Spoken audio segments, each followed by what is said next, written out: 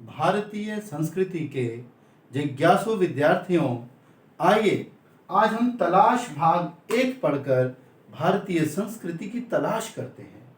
और इस पाठ को पढ़ने के बाद आप क्या क्या सीख पाएंगे, देखिए। नेहरू जी द्वारा भारत यात्रा के दौरान देखे गए कुछ स्थलों के विषय में आप लिख पाएंगे। भारतीय अमूल्य संस्कृति के महत्व के विषय में जान पाएंगे।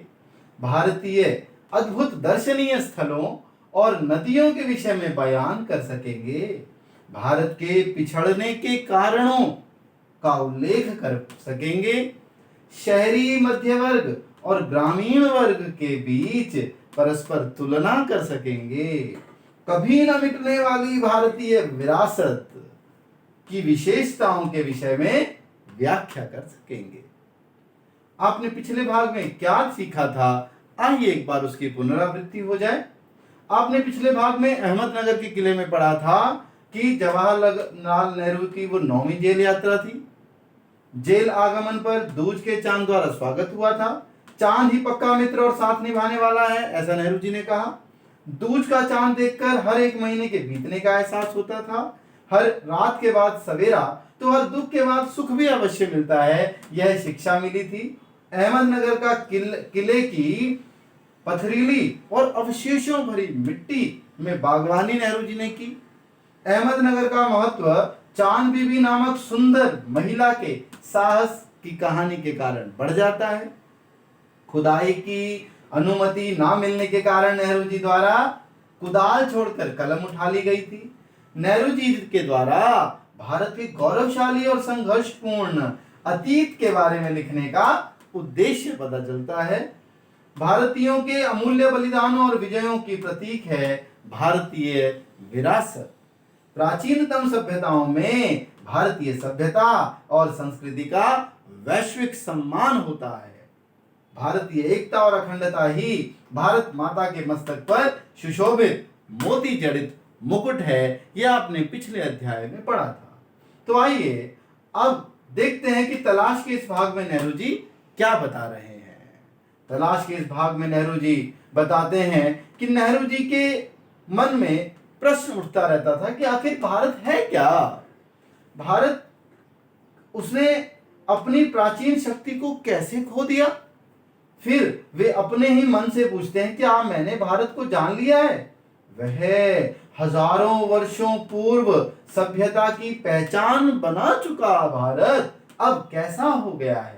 इन प्रश्नों का उत्तर देते हुए नेहरू जी लिखते हैं कि यह वही भारत है जो सिंधु घाटी में स्थित मोहनजोदड़ो में विकसित सभ्यता का आज भी बयान करता है, जिसे 5000 वर्ष बीत चुके हैं। यह सिंधु घाटी की सभ्यता, ये ग्रिड शैली में बने हुए घर, सबसे विकसित सबसे पुरानी सभ्यता। कहते 5000 वर्ष बीत चुके हैं, पर आज भी वह सभ्यता आश्चर्यचकित कर देती है। हालांकि फारस, मिस्र, ग्रीस, चीन, अरब, मध्य एशिया और भूमध्य सागर के लोगों से इस सभ्यता का खूब आना जाना होता रहा, संपर्क होता रहा, तथापि भारत ने उन्हें सबसे ज्यादा प्रभावित किया, जबकि भारत के लोग उससे प्रभावित होकर के होते तो थे, लेकिन होकर के भी सांस्कृतिक आधार को, अपने सांस्कृतिक आधार को हमेशा मजबूत और दृढ़ बनाए रखते थे। और इस मजबूती का रहस्य है भारत का स्वर्णिम इतिहास और भारत का विशाल प्राचीन साहित्य। भारतीय लोगों के विचारों में छिपी हुई जो तेजस्विता है, जो ओज है, वह, उसके अलावा उनकी भाषा की स्पष्टता और भारतीयों का सक्रिय मस्तिष्क भारतीयता की समृद्धि का बहुत बड़ा कारण है। इसके बाद हम आगे देखते हैं, नेहरू जी हमें बता रहे हैं कि तलाश के हमारे पिछले हिस्से में, देखिए पिछले हिस्से में, इससे आगे चलते हैं।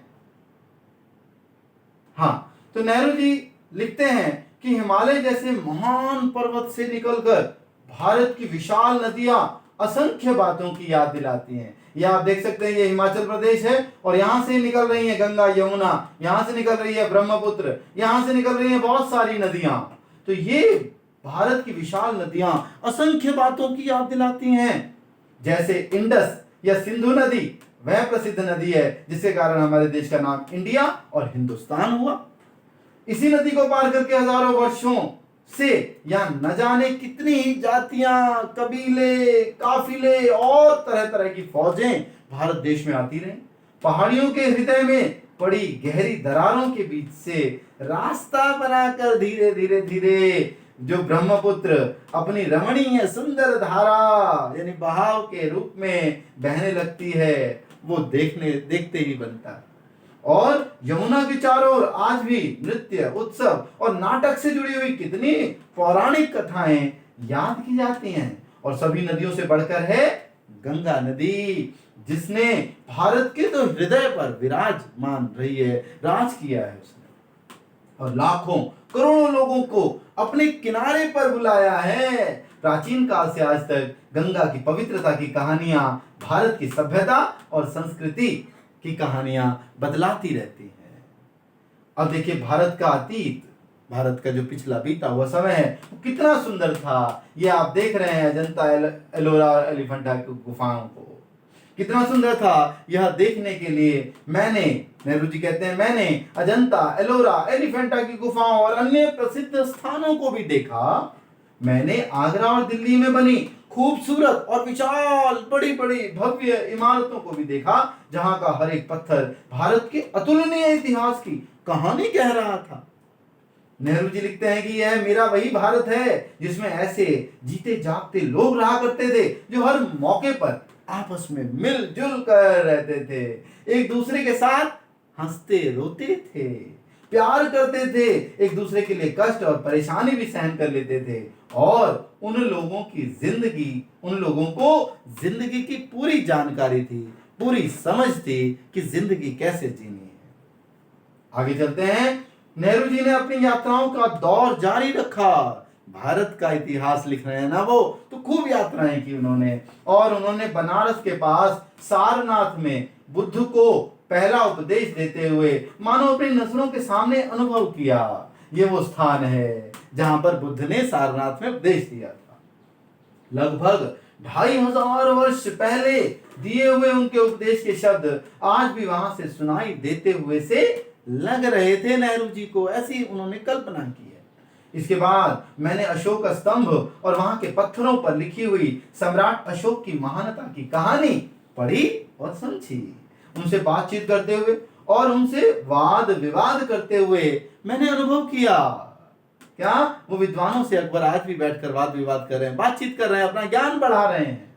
यह वही अकबर है जो हर मनुष्य की हर प्रकार की समस्या का हल तलाशने में लगा रहता था।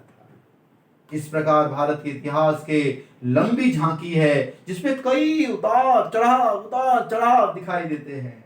अनेक प्रकार की विजय और पराजय उसमें शामिल हैं। फिर भी 5000 वर्षों से चली आ रही सांस्कृतिक सभ्यता कुछ ऐसी अद्भुत है जो आज भी सारी जनता पर अपना प्रभाव जमाए हुए है। यह है भारत की सांस्कृतिक विरासत। अब दूसरा हेडिंग है हमारा भारत की शक्ति और सीमा। विश्व गुरु कहलाने वाला भारत, सोने की चिड़िया कहलाने वाला भारत धीरे धीरे पतन और नाश को प्राप्त हो गया। आखिर इसके कारण क्या हैं? इस पर नेहरू जी लिखते हैं कि गुणों की खान भारत मानसिक कुशलता और तकनीकी कौशल की दौड़ में धीरे धीरे धीरे पिछड़ता चला गया और पश्चिम यूरोप के देशों से देखते देखते वो पीछे रह गया। विश्व भर को कर्म और धर्म की शिक्षा देने वाला यही भारत अब जीवन की लालसा, तरह तरह की इच्छाएं, प्रमाद, लापरवाहियां और आलस्य में खोने लग गया। विद्वान लोगों ने अपनी विद्वत्ता दिखानी शुरू कर दी। अलंकृत, जटिल और मुश्किल शब्दों के जाल से साहित्य को बोझिल बना दिया। अब वो साहित्य जो सबको मजा देता था, सबको समझ आता था, वही साहित्य केवल कुछ लोगों को समझ आने लगा। और शिल्प कला में अग्रणी रहने वाला भारत आज दिखावे की भव्य कला, तरह तरह की भव्य बड़ी बड़ी सुंदर कलाएं तो दिखाता था, लेकिन उसमें वो रहता था, अभिमान रहता था और मूर्ति निर्माण में बड़ी ही पच्चीकारी वाली नक्काशी करने लगा, अर्थात बारीक बारीक नक्काशी, जिससे कि वो ये दिखा सके कि मैं कितना महान हूं, सिर्फ दिखावे पर आ गया। सभ्यता और संस्कृति की मिसाल बना हुआ भारत अब छोटी छोटी और संकीर्ण तुच्छ भावनाओं में और रूढ़िवादिता दकियानूसी विचारों में जकड़ लिया गया। लोगों की बुद्धि अब कहीं खो गई, चेतना कहीं लुप्त सी हो गई और अंधभक्ति एवं मूर्ति पूजा लोगों के लिए सर्वोच्च हो गई। लोग अंधभक्ति करने लगे, बिना सोचे समझे जैसा किसी ने कहा वही करने लगे। ऐसी स्थिति में भारत धीरे धीरे पतन की ओर बढ़ने लगा।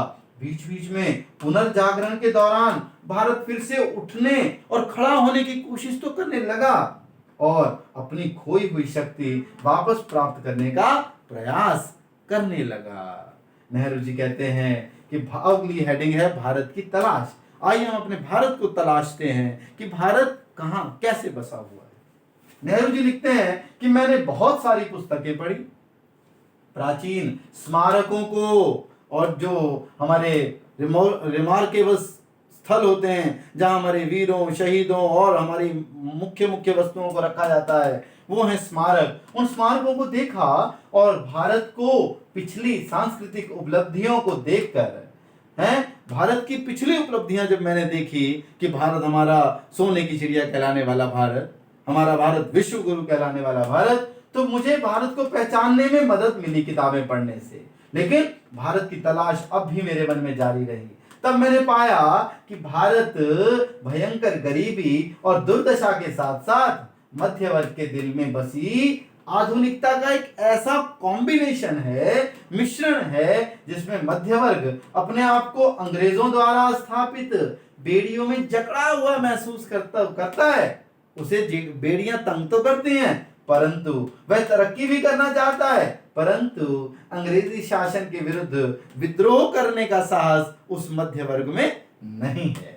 लेकिन धीरे धीरे नई ताकतों ने जब मध्य वर्ग पर जुल्म ढाना शुरू किया तो वही मध्य वर्ग अर्थात हम लोग, नेहरू जी अपने आप को भी मध्यम वर्गीय कह रहे हैं, कि हम लोग ग्रामीण परिवेश की ओर गए और वहां के लोगों को देखकर हमने पाया कि ग्रामीण लोगों ने आज भी भारत की सभ्यता और प्राचीन सांस्कृतिक परंपरा को 200 वर्ष, अंग्रेजों के 200 वर्ष बीत जाने पर भी आज उन्होंने अपने यहां बचाया हुआ है।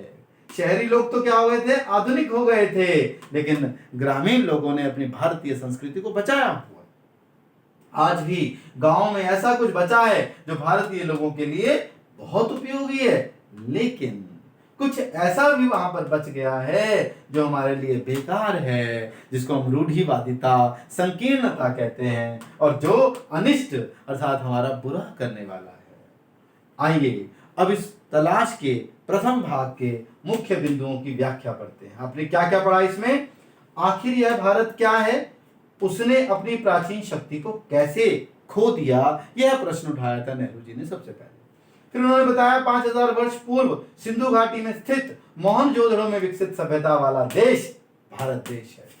विदेशी लोगों से इस सभ्यता का खूब संपर्क होने पर भी भारत ने उन्हें ज्यादा प्रभावित किया, जबकि भारत उनसे प्रभावित होकर भी अपने सांस्कृतिक आधार के साथ हमेशा मजबूत और दृढ़ता बनाए हुए टिका रहा। भारत का स्वर्णिम इतिहास और भारत का विशाल प्राचीन साहित्य आज भी गर्व करने योग्य है। प्राचीन काल से आज तक बहती हुई नदियां आज भी भारत का गुणगान करती हुई कल करती हुई बहती रहती हैं। अजंता, एलोरा, एलिफेंटा की गुफाओं आदि भारत के अतुलनीय इतिहास की कहानी बयान करते हैं। गुणों की खान भारत मानसिक कुशलता और तकनीकी कौशल की दौड़ में धीरे धीरे पिछड़ता चला गया।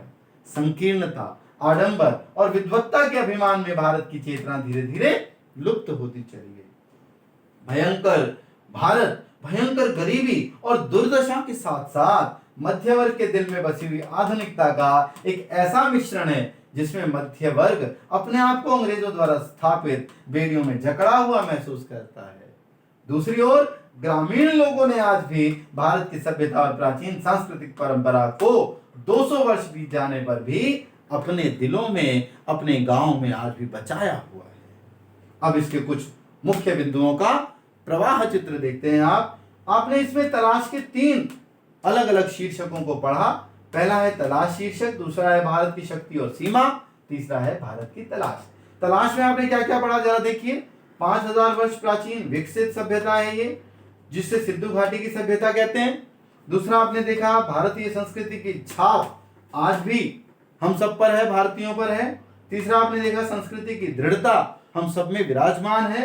इंडस या सिंधु के कारण इंडिया और हिंदुस्तान नाम पड़ा हमारे भारत का। और आपने देखा कि दर्शनीय स्थल हमारी विरासत बयान करते हैं, बताते हैं कि भारत कितना समृद्ध था। दूसरे में आपने पढ़ा मानसिक कुशलता और तकनीकी कौशल के कारण भारत पिछड़ा था, इसलिए उसकी शक्ति और सीमा कम हो गई। लालसा, प्रमाद और आलस्य में क्योंकि डूब गया भारत का मनुष्य, इसलिए वो शक्ति और सीमा में पीछे रह गया।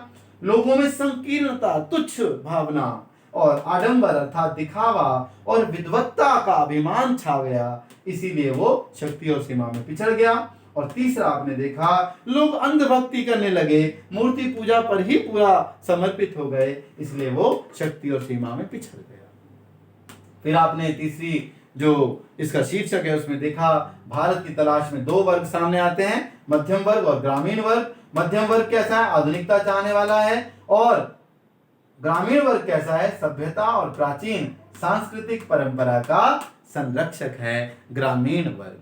तो यही आपको सिखाता है तलाश का ये भाग कि हमें अपनी प्राचीन सांस्कृतिक विरासत को अपने दिलों में, अपने घरों में बचा कर रखना है। इसके अगले भाग को हम अगले वीडियो में पढ़ेंगे।